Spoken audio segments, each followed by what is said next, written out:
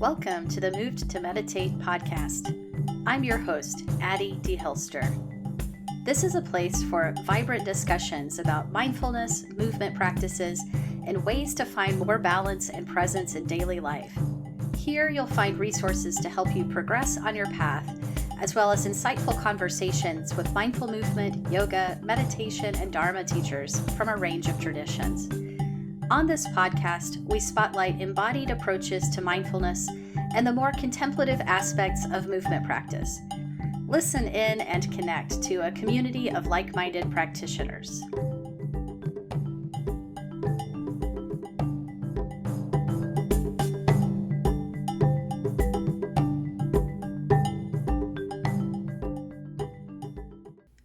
Hello, everyone. Thanks for tuning into the podcast today. This is episode 108, I think. I really appreciate you being here, and I hope you're hanging in there these days. The world is really crazy lately, right? It feels like quite a roller coaster for many of us these days, just kind of checking the news and trying to go about our regular day-to-day lives. And today on this episode, I wanted to talk about one specific aspect in some of this craziness, which is AI. In particular, AI meditation scripts, AI guided meditations, and AI meditation apps. Yes, this is a thing. So whether you've heard about this yet or not, this is a thing. And I'm not particularly worried about AI replacing me as a meditation teacher, and I'll explain why. But I do think it's worth discussing how this tech is being purposed for meditation and how we might talk to our students or others about the importance of human connection, human experience, and human insight in our field, which may sound ridiculously obvious to most of you. But on the other hand, there are several ways that AI has entered the meditation scene already.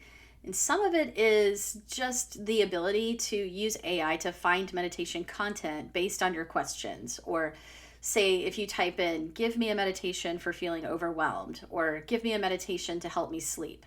That's not that different from a regular internet search. Maybe it's just more sophisticated in how it's going about and fulfilling your request. Maybe it asks you follow-up questions, yada, yada. But there are also several AI meditation apps out there, and some are designed to create custom meditations based on what you type in. So like a generative AI guided meditation. So you put in, give me a meditation for feeling overwhelmed. And it doesn't pull up an existing recording someone put on the internet. It generates a new meditation script that it reads out to you. I have not tried this. I have some resistance to this idea. So I am curious how effective the voice, the timing, and the content would even be. But apparently some people are using these. And there are also tools now for creators to use to quickly churn out AI-based meditations. Of course, I didn't have to go very deep into my Google search to find a YouTube video telling you how to make money creating meditations using an AI tool, an AI voice script and music, etc. You would make these and then pop them onto YouTube. They claim it's an easy side hustle and path to riches. So, no meditation experience required to guide someone else's practice and monetize it. I guess we need to get ready for the internet to be flooded with random, low-quality guided meditations, if it's not already. So, if you are a meditation or mindfulness teacher and this is freaking you out or pissing you off, take a breath. Let's take another breath together. I mean, I hear you. Of course, we are appalled by the ethics of someone pumping out meditation recordings for others to use when they have never meditated, much less trained as a teacher. It sucks to feel like people think years of spiritual practice, studying a tradition, doing psychological work, and developing teaching skills could be replaced by chatbots or whatever. And you know what? It can't. So this talk is mostly going to highlight the things we bring to the table as human meditation teachers that an online tool cannot mimic. Unfortunately, the quality meditation apps are currently not allowing AI generated content. I know Insight Timer does not allow it at this point, and I hope it stays that way. The Happier app, formerly known as 10% Happier, seems similar.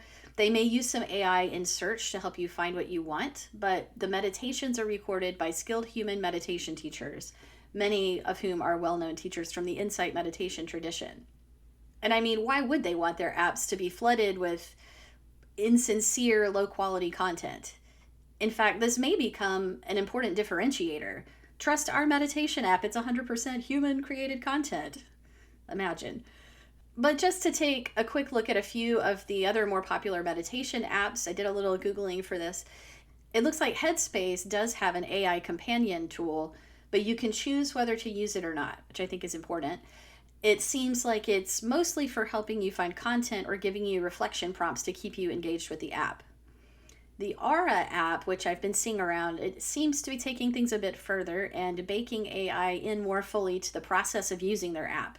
In fact, their description in the App Store says, Aura is the best AI-driven mindfulness meditation app for anyone interested in reducing stress and anxiety.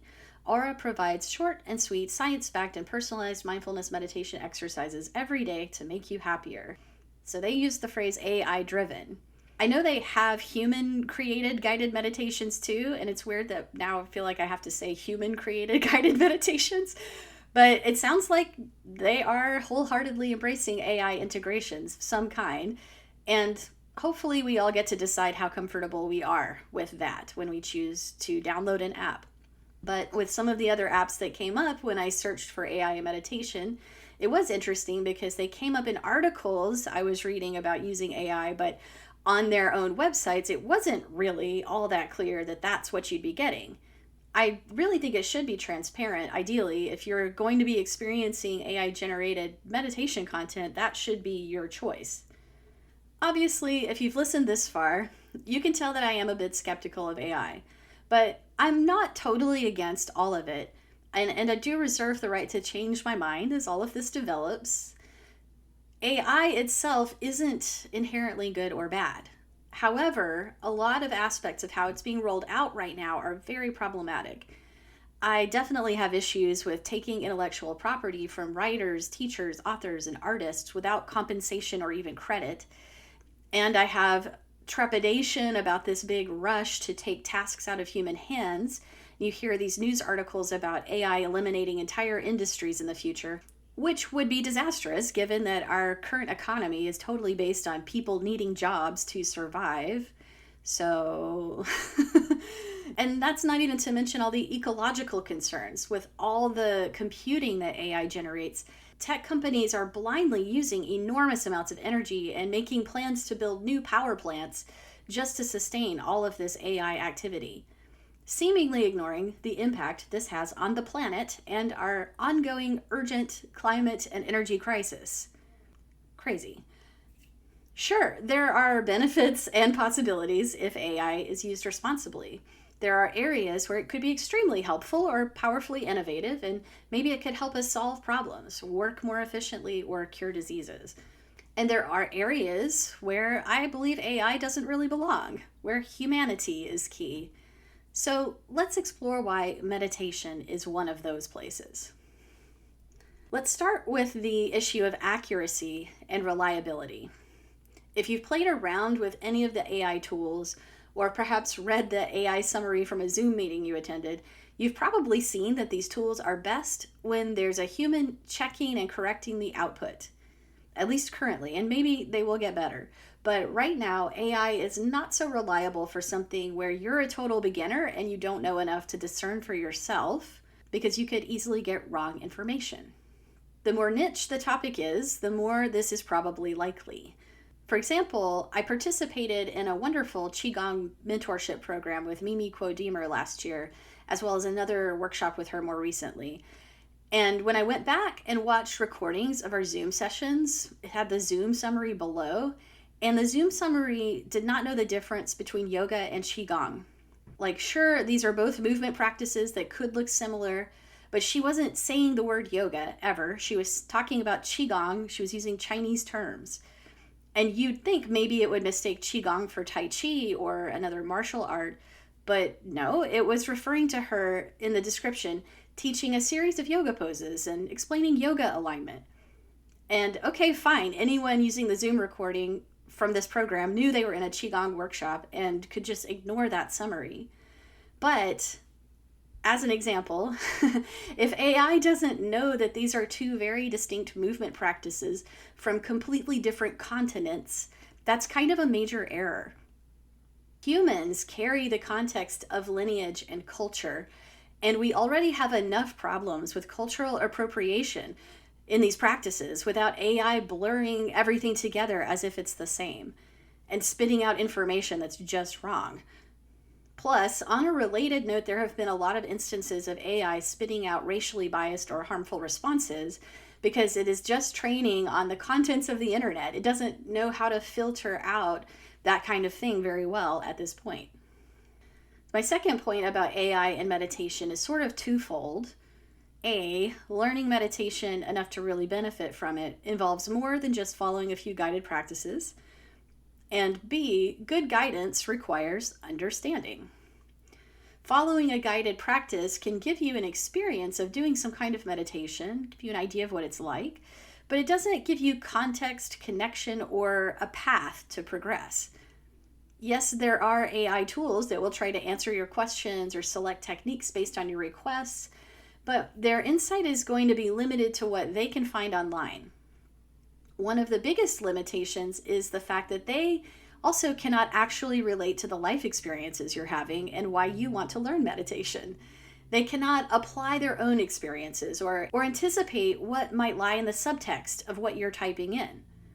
AI tools don't have stress or existential questions. They don't have a body with sensations, pleasures, pains, and emotions. They just don't share your experience. They can only go off what you put into the prompt and what you can articulate about what you're experiencing. And sometimes we need help even figuring that out, which is one way being with a human teacher helps because they can recognize the cues you're giving and help draw that out of you. When you talk to a human, they are taking in all kinds of nonverbal cues like your body language, your facial expression, your vocal tone, even if you meet with them online. And all of that helps the teacher understand what you need and where you're at beyond what you can describe in words. A human teacher will use their past experiences, their experiences with other students, and their empathy to come up with a way more nuanced suggestion for you. All an AI can really do is regurgitate something it scraped from other people's work that it found on the internet. Even just using recorded meditations from an app or a website, if it's recorded by a human who's maintained their own meditation practice, that is going to be much richer than what a chatbot could ever generate for you. Those recorded meditations would draw from the teacher's hard-won insights, struggles, and their breakthroughs. In my mindfulness facilitator training, which was at Insight LA, we were not really encouraged to even use scripts for guiding meditations. Whether that was a script we wrote ourselves or found on the internet or in a book, much less a script generated by an AI, because that wasn't really even a thing yet.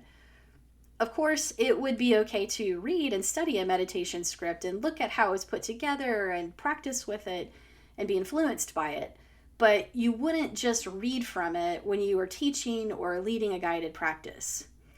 The way we were trained was that teaching should be more responsive.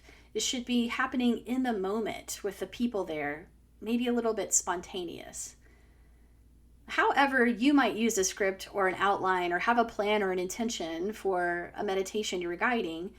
If you are a trained teacher, whatever you offer would be rooted in what you have practiced and studied.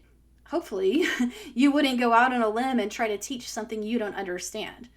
You have a basis for sharing what you share.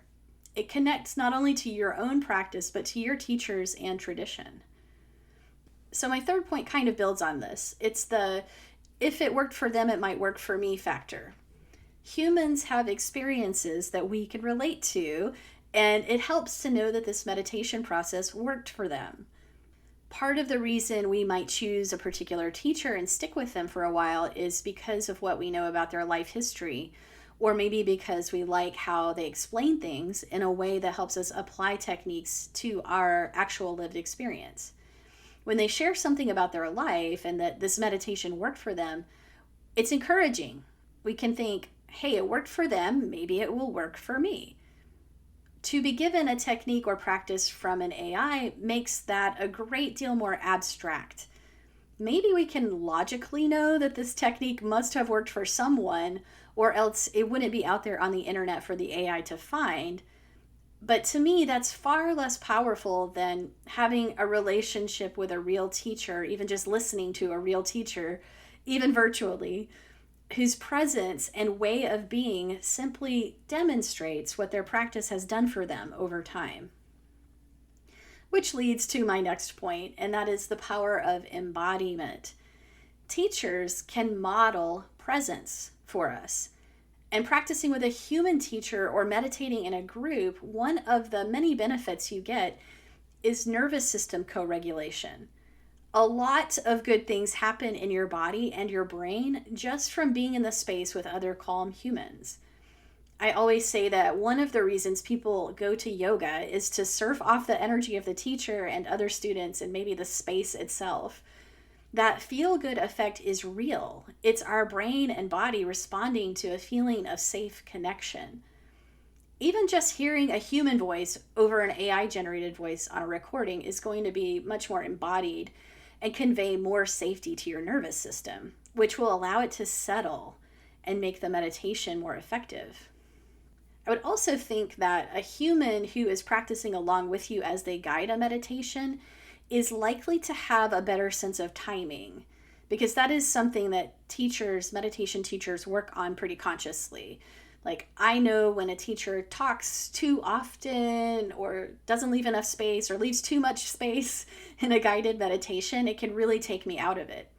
This is definitely more of an art and a really subjective personal preference thing, but I think humans have an instinct for this, and I'm not sure how an AI would handle that. As I was saying before, my teachers have always emphasized drawing from your own experience and guiding a meditation in the present moment. That is a practice itself, feeling into that moment with the people and in the context of who and what is there, and embodying the instructions, modeling the practice. That is a big part of what makes our teaching powerful, even more than our beautiful poetic turns of phrase. Our embodiment and presence is what gives the teaching that resonance.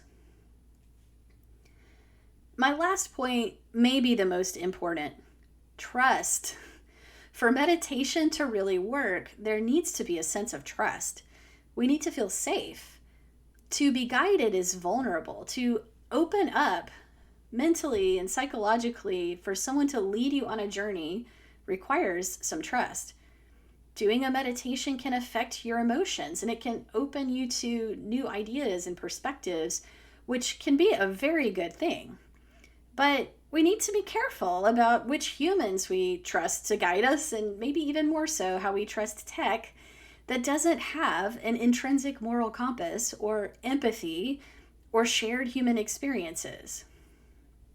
More and more human meditation teachers are now trained in, or at least aware of, trauma-informed principles and how to adjust meditation practices to avoid harming or overwhelming their students. This has been one of the most important areas of maturation in the field over the last several years. To teach in a trauma-informed way means to be aware of possible triggers, how to establish safety, how to give students skillful options, and how to lead them in a grounded and gradual way. This requires connection, creativity, understanding, nuance. It is not generic or something you can just copy from somewhere else without context. So I do have some real concerns about people with trauma or people in a moment of crisis reaching for an AI tool to help them using some kind of custom generated meditation. That may not be so safe. Some of the arguments for bringing AI into these kinds of spaces is the idea that it can make the information or the service more accessible. There's talk of AI therapy, that if you can't afford to go to a licensed mental health therapist, maybe in the near future you could get therapy by chatting with AI. I'm all for making mental health care more accessible, but I would rather see society make some thoughtful structural changes and decide that everyone should have equal access to real quality health care. Wouldn't that make more sense than continuing to create new tools to support our assumption that there will always be a class of people who have to settle for the artificial substitute? It seems people think that new AI tools sound more visionary or profitable than talking about raising the minimum wage or providing universal health care. Just saying, I hate to get political on you, but these issues are all intertwined. Okay, I have a last few thoughts on all of this, and I really appreciate you listening this far to my dystopian podcast.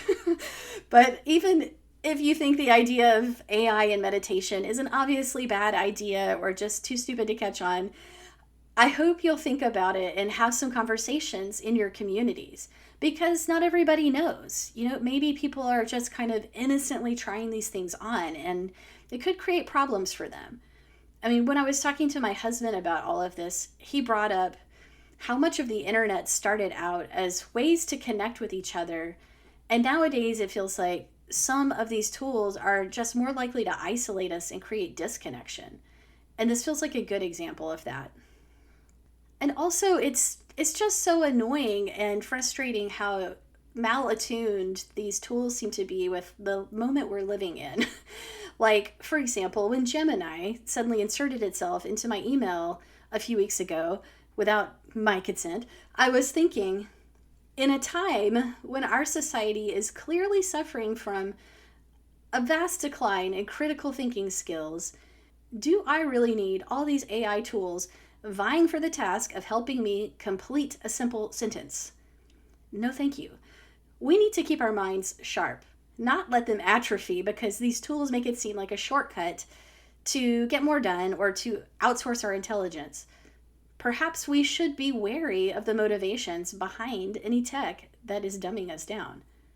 So I'll close by saying meditation may mean different things to different people, but it's more than just some chill background music and a soft voice telling you to calm down. Meditation is an ancient human tool for discovering and deeply touching into the mysteries of life, and perhaps offering ourselves some support and steadiness through the uncertainty and vulnerability of living a life. It is a deeply human activity, and I think we should keep it that way. Thank you so much for contemplating this topic with me and for listening today. Feel free to reach out with your thoughts or feedback because I'm always happy to connect. So that's today's episode. If you enjoyed this conversation, please share it with a friend, subscribe on YouTube, or leave us a review on Apple Podcasts and help others find it that way. To learn more about my work, the Moved to Meditate class library, courses, or teacher trainings, go to movedtomeditate.yoga. This is Addie D. Hilster. Thanks so much for listening.